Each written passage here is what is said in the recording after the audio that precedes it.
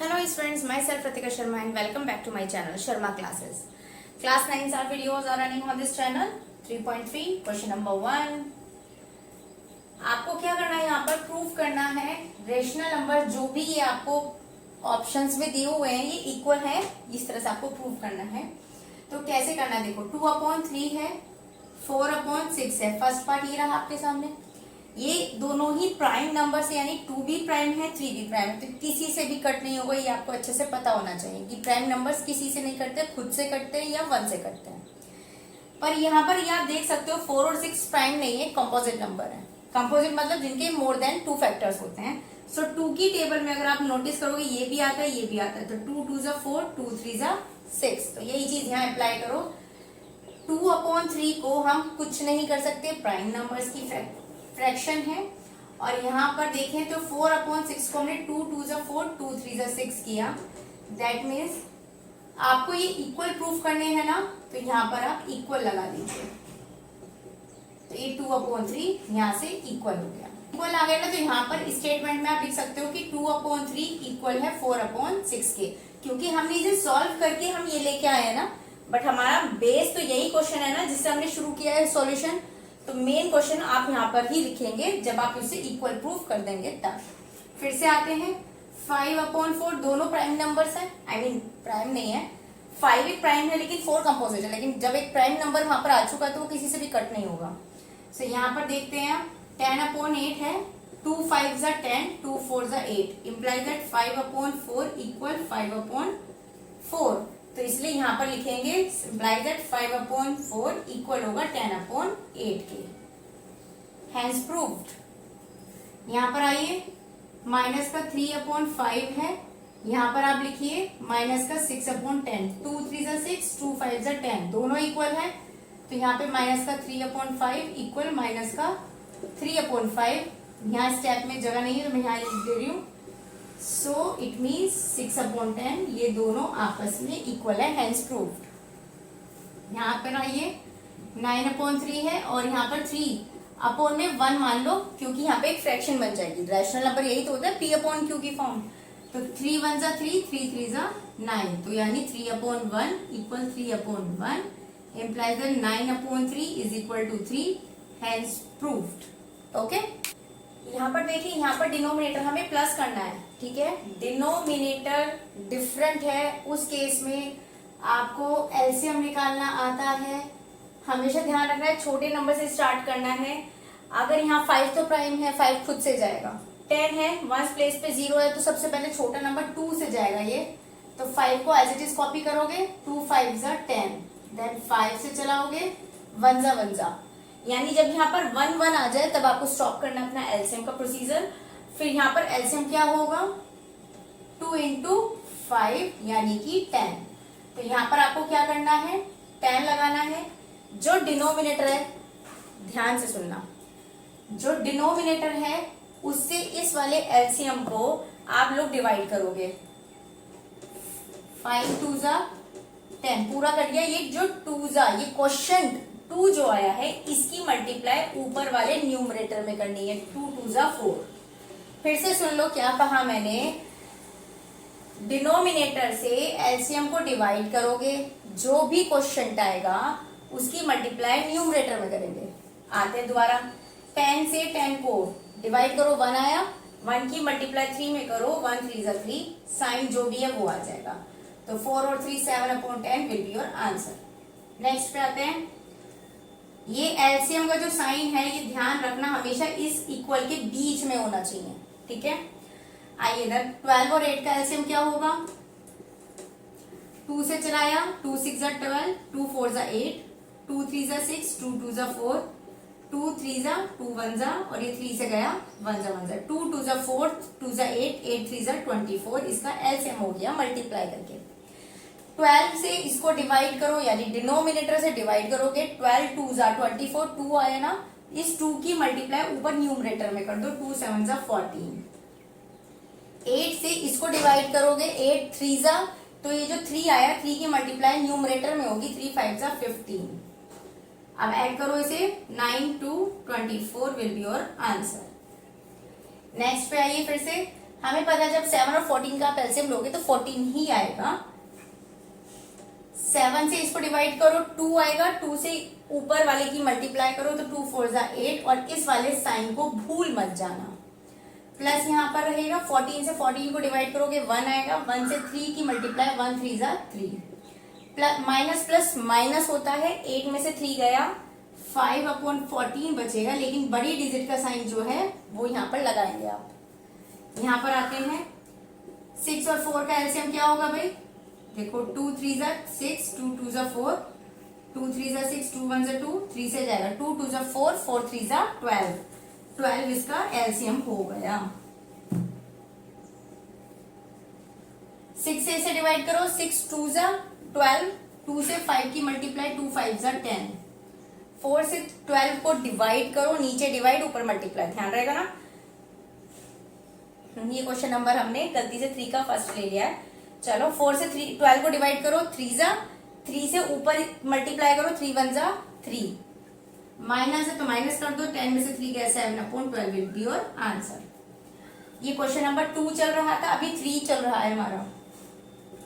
8 और 4 का एलसीएम 8 ही होगा, ये आप जब एलसीएम निकालोगे ध्यान रखना, बाकी वैसे भी ध्यान रखना, अगर किसी की टेबल में कोई बड़ा नंबर आ रहा है तो वही उसका एलसीएम होता है। 8 से 8 को डिवाइड करो 1, 1 से 11 की मल्टीप्लाई 11 1 जा 11, 4 से 8 को डिवाइड करो, 4 2 जा 8, 2 की मल्टीप्लाई ऊपर करोगे 2 3 जा 6, 11 में से 6 गया आपका बचा 5। आइए इधर माइनस का 7/9, माइनस माइनस प्लस हो जाता है 2/3। हमें पता है 3 की टेबल में 9 भी आता है तो 9 ही इसका एलसीएम होगा। 9 से 9 को डिवाइड करोगे 1, 1 की 7 में मल्टीप्लाई 1 7। देखिए यहाँ पर आपको क्वेश्चन नंबर 4 में प्रोडक्ट निकालनी है। हमेशा ध्यान रखना जब मल्टीप्लाई का साइन बीच में होगा तो ऊपर से नीचे या नीचे से ऊपर ही आप डिजिट काट सकते हो, ऊपर ऊपर की और नीचे नीचे की डिजिट नहीं काटोगे, ठीक है। यानी न्यूमरेटर से डिनोमिनेटर या डिनोमिनेटर से न्यूमरेटर आप काट सकते हो। तो पहले इस क्वेश्चन को दोबारा लिखना, मैं यहीं पे कर दे रही हूँ। 3 से ये 3 कट गया, 2 1 जा 2, 2 5 जा 10, तो क्या आया आंसर आपका 1/5 आया।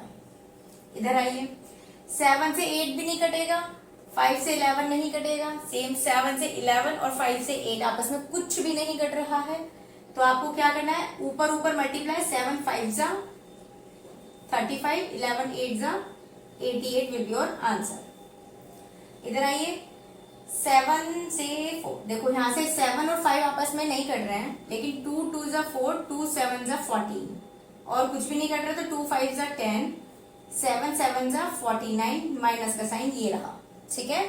मल्टीप्लाई करनी है तो ऊपर ऊपर नीचे नीचे, और अगर काटना है तो ऊपर से नीचे नीचे से ऊपर काटना है।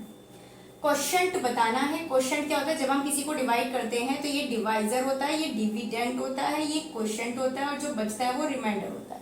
इतनी बात क्लियर है।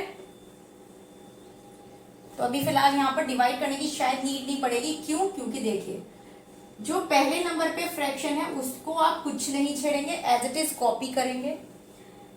जब भी आपको ऐसा डिवाइड का साइन दिखे उसकी जगह मल्टीप्लाई करना है। अब मैथ्स में ऐसा क्या होता है कि अगर हमने इसकी जगह कुछ किया है, रिप्लेस किसी भी साइन को, ऑपरेशन को, डिजिट को, तो उसे बैलेंस करने के लिए बाद वाली जो फ्रैक्शन है उसका रेसिप्रोकल कर दो। रेसिप्रोकल मतलब 3 न्यूमरेटर है उसको डिनोमिनेटर यानी नीचे पहुंचा दो, 10 यहाँ पर डिनोमिनेटर है उसको ऊपर पहुंचा दो, न्यूमरेटर बना दो। क्या किया मैंने कि जब भी ये वाला साइन है और यहाँ पे कुछ है डिजिट, तो ये तो सेम रहेगी, और जो ये बाद वाली है इसकी जगह तो मल्टीप्लाई लगाना और इसको उल्टा कर देना। अगर यहाँ पे n/d है तो ये d/n हो जाएगा। इतनी बात क्लियर। दोबारा देखो एक बार, 3/10 था, इसको 10/3 कर दिया, कुछ नहीं कट रहा है, तो 2 10 जा 20 अपॉन 3 3 जा 9। आइए इधर 7/11 एज इट इज रखोगे, इसकी जगह मल्टीप्लाई का साइन आएगा, इसको रेसिप्रोकेट कर दो, यानी 5/8 को 8/5 कर दो। कुछ भी नहीं जा रहा है आपस में, तो 7 8 जा और 11 5 जा, यह आंसर आ गया। माइनस का 4/7 एज इट इज रखो, अगेन साइन को चेंज करेंगे तो इसको रेसिप्रोकेट कर दो, 14/5 हो जाएगा।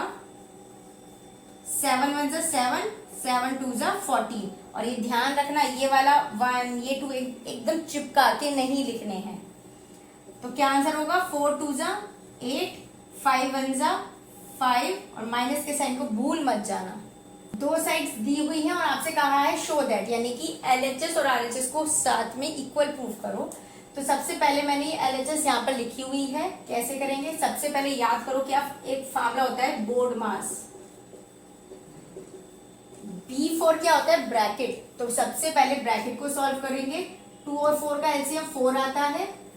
एलसीएम निकाल के देख लेना, नहीं तो 2 की टेबल में 4 आता है, बड़ा नंबर है तो यही एलसीएम हो जाएगा। 2 से इसको डिवाइड करो, 2 2 4, 2 की मल्टीप्लाई 1 में करो, 2 1 2, प्लस का साइन है लगा दिया। 4 से 4 को डिवाइड करो, 1 आएगा। 1 से 3 की मल्टीप्लाई करोगे, 1 3 3 आएगा। ब्रैकेट में रखिए इसे, 8/3 रखिए। 2 और 3 5/4 इंटू 8/3। 4 1 4, 4 2 8, क्या बचा? 5 2 10, 3 1 3। ये LHS को सॉल्व करके आया है। अब RHS को कॉपी किया हुआ है, देखते हैं। करिए इसे। सबसे पहले बोर्ड मास में O4 इरेज कर दिया। O4 होता है ऑफ, एक तरीके से इस ऑफ का मतलब होता है ऐसे वाला साइन।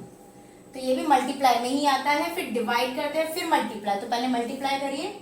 2 1 2, 2 4 8, तो 4 1 4, 3 1 3, प्लस 3 से 3 कट गया, 4 1 4, 4 2 8, तो यहाँ पे बचा 2 और 1 1 1। 1 और 3 का एलसीएम 3 ही होगा। डिवाइड करिए, 1 आएगा। 1 से 4 की मल्टीप्लाई करोगे, 4 आएगा। 1 से 3 को डिवाइड करोगे, 3 आएगा। 3 से 2 की मल्टीप्लाई करोगे, 3 2 6 आएगा।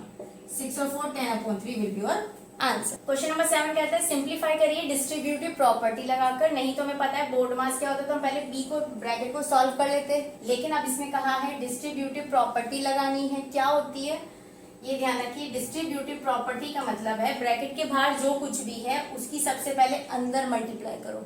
ये ब्रैकेट का मतलब एक तरीके से मल्टीप्लाई ही होता है। तो सबसे पहले इसकी मल्टीप्लाई इसमें करोगे। अगर यहाँ माइनस है तो माइनस, यहाँ प्लस है तो प्लस लग जाता। फिर इसकी मल्टीप्लाई इस दूसरे वाले में करोगे, तो 7/9 इंटू 3/4।